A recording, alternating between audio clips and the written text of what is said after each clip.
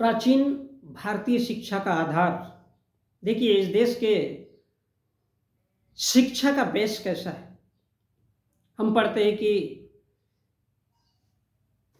आर्य पहले आए, कभी पढ़ते हैं कि ये देश अनार्यों का है। ऐसे हजारों साक्ष्य है कि भारत में उनको देवता बना दिया गया है जिनका इस देश से कोई संबंध नहीं है, जो केवल उपन्यास के आधार पर लिखा गया है। तो आज प्राचीन भारत की शिक्षा का आधार देखिए, जिस रूप में आज हम भारत को देखते हैं और इसका सामाजिक ताना बाना देखते हैं, वो कतई नहीं था।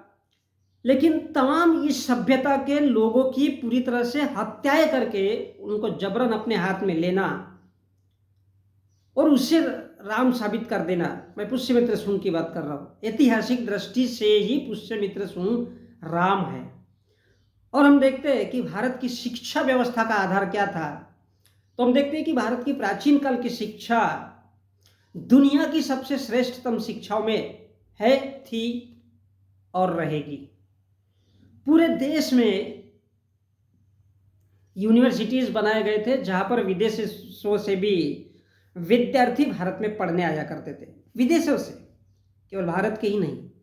ये उन दिनों इतने सारे भारत में विश्वविद्यालय थे। उस समय भारत में जो शिक्षा थी वो अति नैतिक और चरम सीमा पर थी। इन विश्वविद्यालयों में सब विद्यार्थी आपस में वार्तालाप करते थे और इनको जो शिक्षक होते थे वो योग्य भिक्षुक शिक्षकों के द्वारा इन लोगों को पढ़ाया जाता था। तत्पश्चात वे आपस में सवाल जवाब करके ही वो आलोचनात्मक, तुलनात्मक और तार्किक आधार पर एक दूसरे से संवाद करते थे उन सवालों से, और तब जाकर के वो उससे संतुष्ट होते थे। जिन सवालों को वो स्वयं हल नहीं कर सकते थे, उन सवालों को भिक्षु शिक्षकों के सामने पेश करते थे। तक्षशिला, नालंदा, उज्जैन, मथुरा, मदुरई इत्यादि ऐसी भारत में पूरे देश में यूनिवर्सिटीज होती थी। बहुत सी बातें बुद्ध द्वारा जो बताई गई, जो लोगों को समझ में नहीं आती थी, अब हम देखते हैं कि भारत में मंदिरों या मठों और उनका निर्माण क्यों हुआ। भारत में मंदिरों का निर्माण की शैली ये प्राचीन बौद्धकालीन शैली है। बहुत सी बातें जो बुद्ध द्वारा बताई गई थी, समझाई गई थी, वो लोगों को समझ में नहीं आती थी। इसलिए मौर्यकालीन शासकों ने मंदिरों, मठों, स्तूपों का निर्माण किया और वो उनका निर्माण उस महान गुरु के जीवन दर्शन यानी उसकी फिलॉसफी को समझाने के लिए मंदिरों, मठों, स्तूपों में योग्य भिक्षुओं को या भिक्षु शिक्षकों को ही स्थान दिया जाता था। और मंदिरों, मठों, स्तूपों का निर्माण इसलिए किया गया था कि बुद्ध द्वारा दी गई शिक्षा, दीक्षा की फिलॉसफी, इनका निर्माण क्यों किया गया था। मंदिरों, मठों और स्तूपों का, दालानों का, गैलरीज का, लेनियों का, कि बुद्ध के द्वारा दी गई शिक्षा दीक्षा की फिलॉसफी, चित्रों, प्रदर्शनों, मूर्तियों, मूर्ति दर्शन अर्थात केवल दिखाने की, कि बुद्ध ने ये दिखाने के लिए किया गया था कि बुद्ध ने इस समय में ये बात बताई, उस समय में ये बात बताई। ऐसा सारा का सारा चरित्र चित्रण मानव के रूप में कार्य किया है। इसका उद्देश्य बुद्ध का दर्शन, फिलॉसफी समझाना था, ना कि किसी प्रकार से कहीं मूर्ति पूजा या उसके आजू बाजू में चक्कर लगाना। इस प्रकार के ये ढोंग, पाखंड, अंधविश्वास कतई शामिल नहीं है। इसका तात्पर्य यह है कि मंदिर, मठ, स्तूप इसलिए इनका निर्माण किया गया कि बुद्ध ने ऐसी ऐसी शिक्षा बताई और ये उनके प्रदर्शन या दर्शन का विषय है, फिलॉसफी का विषय है, उनको पढ़ने का है, उनको समझने का विषय है, ना कि किसी भी तरफ से पूजा पाठ करने का। बुद्ध ने स्वयं कहा है कि मैं इंसान हूं, अतएव मेरा मार्ग शिक्षा का मार्ग है, जिसे लोगों ने पाली भाषा में उसको धम्म कहा। बुद्ध मानते थे कि इंसान जब तक जिंदा है तभी तक उसे सीखने की आवश्यकता होती है। जब इंसान मर जाता है तो उसकी शिक्षा, जब इंसान ही मर गया तो उसकी शिक्षा का क्या। लेकिन यदि शिक्षा या दिए गए विचार या उस इंसान का चरित्र या उसका कार्य यदि पूर्णतया नैतिक है या उच्च है, तो इंसान मरने के पश्चात भी उस बहाने उसको याद किया जाता है, उसको समझा जाता है, उसको पढ़ा जाता है, और यही उसका पुनर्जन्म कहलाता है। ऐसी उच्च नैतिक शिक्षा जिस पुरुष के द्वारा दी गई, ऐसी उच्च एवं नैतिक शिक्षा जिस पुरुष के द्वारा दी गई, उस पुरुष के जीवन दर्शन को समझाने के लिए, या कुछ ऐसे महान शासक जिन्होंने महान कार्य किए, उनको मंदिरों को, मठों और स्तूपों, दालानों, लेनियों के माध्यम से पर्वतों को काट कर, कटवा कर बनवाए गए। और विश्वविद्यालयीन शिक्षा के युग में किसी भी प्रकार से पाखंड, पूजा, योग, साधना, मेडिटेशन जैसे ऐसे कोई भी विद्यमान चीजें नहीं थी। कोई पूजा पाठ, कोई कर्मकांड, अंधविश्वास, पाखंड, कुरीतियों का कोई भी नामो निशान नहीं था। ना ही मनुष्य की जातियां होती थी। बुद्ध का दर्शन या फिलॉसफी,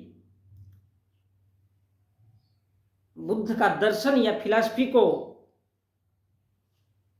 किस प्रकार से होना चाहिए, उसका एक चरित्र चित्रण हुआ करता था। और वो चरित्र चित्रण ये कि एक गुरु या शिक्षक को, या एक शिक्षक या एक गुरु के आदर्श गुण क्या होने चाहिए, तो वो शिक्षा के मार्ग को सुनियोजित, अनुशासनात्मक एवं आलोचनात्मक दिशा देना अति आवश्यक होता है। ये एक गुरु का काम होता है। उसकी अगर आलोचना की जाए तब भी वो उसको, उससे कोई फर्क नहीं पड़ना चाहिए। और जिससे भिक्षुओं की फौज खड़ी की गई जो स्वयं मार्गवाहक थे, अनुशासित हो और आलोचना भी स्वीकार करे, ताकि वह शिक्षक के रूप में बना रह सके। क्योंकि जिसकी आलोचना होगी वो अपने आप में सुधार करेगा, ना कि सामने वाले को मारने या धमकाने का प्रयास करेगा। आजीवन जिसका उद्देश्य ये गुरु या एक शिक्षक कैसा होता है, उसको घर घर जाकर के शिक्षा देना चाहिए।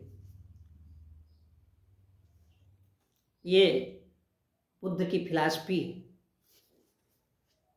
सेकंड है उसका, उसी गुरु का सेकंड रूप होना चाहिए एक डॉक्टर के जैसा, एज अ डॉक्टर।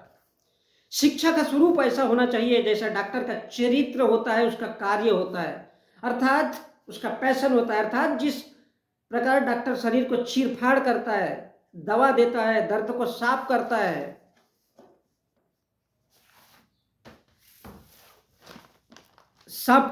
धोता है, सीलता है। कोई शरीर का अंग खराब हो गया तो उसे काटकर बदल देता है। ठीक उसी प्रकार मनुष्य के दुख, दर्द, तकलीफ, इनसे निजात पाने के लिए उसको नया रास्ता देकर, उसे हिम्मत देकर, उसे दिलासा देकर, उसके अंदर की विलिंग पावर को जागृत करके, उसे जोड़ करके, उसे तंदुरुस्त करके नया जीवन देने वाली शिक्षा होना चाहिए। जिस प्रकार डॉक्टर के गुण क्या होते हैं? डॉक्टर के गुण ये है कि यदि कोई इंसान शरीर से बीमार हो गया, मन मस्तिष्क से बीमार हो गया, उसको पूरी तरह से इलाज करके उसको अपने पास से डिस्पैच करता है कि now you can go to your house. तो इंसानों में भी ऐसी शिक्षा होनी चाहिए कि वो, उसके जीवन में दुख क्यों आ रहा है, तकलीफ क्यों आ रही है, इन सारी चीजों का ऑपरेशन चीर फाड़ करके उसको समझाया जा सके, जिससे वह दुख दर्द भुलाकर मानव जीवन को सुखानुभूति के साथ आगे बढ़ाए और बढ़े। ऐसी ही शिक्षा मार्ग, नैतिक मार्ग का स्वरूप होना चाहिए। क्योंकि यदि मानव का मन या मस्तिष्क काम नहीं करेगा तो वह मानव दुखी होकर दुख दर्द की अनुभूति करेगा, और वो हो सकता है निराशा में जाकर के आत्महत्या भी कर सकता है। ना कि उसे अंधविश्वासी, निरुत्साहित, भगवानवादी, निराशावादी बनने देता है। इतना उसके मन मस्तिष्क को परिवर्तित करके रख देना है कि यह कार्य शिक्षक का दूसरा रूप है, जिसे भिक्षुक शिक्षक स्वयं ही कर सकता है। वो, क्योंकि यदि अन्य लोगों को बताया जाएगा ये मार्ग तो वो उसे कभी भी समझ नहीं पाएगा। इसलिए एक योग्य गुरु या शिक्षक का सबसे पहला है, एक तो वो शिक्षक होना चाहिए, दूसरी चीज उसके अंदर एक डॉक्टर के भी गुण होना चाहिए, ऐसी शिक्षा का वो निर्वाहन कर सके। उससे बुरा नहीं, किसी ने कह दिया सपोज कि भगवान नहीं है तो उस पर गुस्सा होना नहीं है, उसको समझाना है, यदि नहीं है तो क्यों नहीं है, और अगर है तो क्यों है। इसलिए नहीं कि किसी ग्रंथ में लिखा हुआ है और आपने मान लिया, ये कभी नहीं हो सकता। इसलिए तीसरा बुद्ध के दर्शन को समझने के लिए एक दृष्टि या दृष्टा का होना। इसलिए लोग कहते हैं कि बुद्धा एक दृष्टा थे, तो दृष्टि भी होना चाहिए। यह शिक्षा का वैज्ञानिक दृष्टिकोण है, जिसे हम सुनी सुनाई बात पर स्वयं दृष्टि डाल सकते हैं। और किसी ने कह दिया कि किसी ग्रंथ में लिखा हुआ है, पढ़ लिया, कह दिया, सुन लिया, क्या यह सत्य होगा या नहीं, इतनी समझ हमारे मन मस्तिष्क में यदि नहीं है तो हम इंसान नहीं हो सकते, किसी भी सूरत में इंसान नहीं हो सकते। और हमें इसलिए भ्रम में रखा जाता है कि भगवान है, इसकी पूजा करो, उसका 25 दिन जाप करो, उसका ताप करो और उसका भाप करो, देखो, जांचो, परखो, इसमें लॉजिक करो, समझो। और इसलिए स्वीकार मत करो कि किसी बड़े आदमी ने कह दिया, इसलिए स्वीकार मत करो कि किसी गीता, बाइबल, कुरान, पुराण में लिखा है। लिखने वाले ने केवल पैसा कमाने के लिए लिखा हुआ है, ताकि लोग उसको भगवान माने, उसको स्वीकार करें। किस लिए स्वीकार करे? ताकि वो बताने वाला अमीर बन सके, उसके जेब में पैसा जा सके। विज्ञान हमेशा प्रैक्टिकल पर निर्भर करता है। जब हमारी दृष्टि किसी चीज को देखती है, हमको संशय होता है कि ऐसा क्यों है, वो वैसा क्यों है, तो विज्ञान उस पर प्रैक्टिकल होकर के अभ्यास करता है, उसकी खोज करता है। ठीक उसी प्रकार मनुष्य की बुद्धि भी ऐसी होनी चाहिए कि जो जांच परख तर्क कर सके, उस पर सोचे, विचार करे और तब वो उसे स्वीकार करे। दृष्टि अर्थात देखने के बाद, प्रत्यक्ष देखने के बाद, जिस प्रकार विज्ञान प्रैक्टिकल करता है। विज्ञान, बुद्धि और दृष्टि तीनों का आधार एक जैसा प्रैक्टिकल है। बुद्धि भी वैसी होती है मनुष्य की, जिसमें प्रैक्टिकल होना चाहिए, दृष्टि भी वैसी ही होती है, और विज्ञान भी वही है। जब तक वो उसको प्रैक्टिकली सिद्ध नहीं करेगा, वो उसे कभी मानता नहीं है, जिससे स्वयं सिद्ध होता है। इसलिए हमारी प्राचीन हमारी भारतीय संस्कृति यह बुद्ध की शिक्षा है, बुद्ध द्वारा दी गई शिक्षा है, जिसमें शिक्षक का भी रूप हो, एक डॉक्टर का भी हो और एक दृष्टा का भी हो, जो वैज्ञानिक दृष्टिकोण से देखता है। तो ये हमारी प्राचीन भारत की शिक्षा प्रणाली है। और हम बहुत सी ऐसी शिक्षा प्रणालियों को देखते हैं जिसे फालतू में धर्म कह दिया जाता है, जबकि वो वास्तव में कोई धर्म वर्म जैसी चीज इस दुनिया में होती नहीं है। इसलिए हमको बताया जाता है कि मरने के बाद बाप की पूजा करना है, मरने के बाद श्राद्ध करना है। भाई जिंदे में हम लोगों ने अगर ध्यान नहीं दिया, और मरने के बाद मनुष्य के शरीर को चाहे 10 टुकड़े करो चाहे 50, यदि इसकी सच्चाई देखना है तो किसी हॉस्पिटल में जाओ कि किस प्रकार मनुष्य के शरीर के टुकड़े किए जाते हैं। सबसे बड़ा पाप तो उस डॉक्टर को लगना चाहिए, लेकिन सच अगर कहा जाए तो डॉक्टर ही एक भगवान का रूप माना जा सकता है।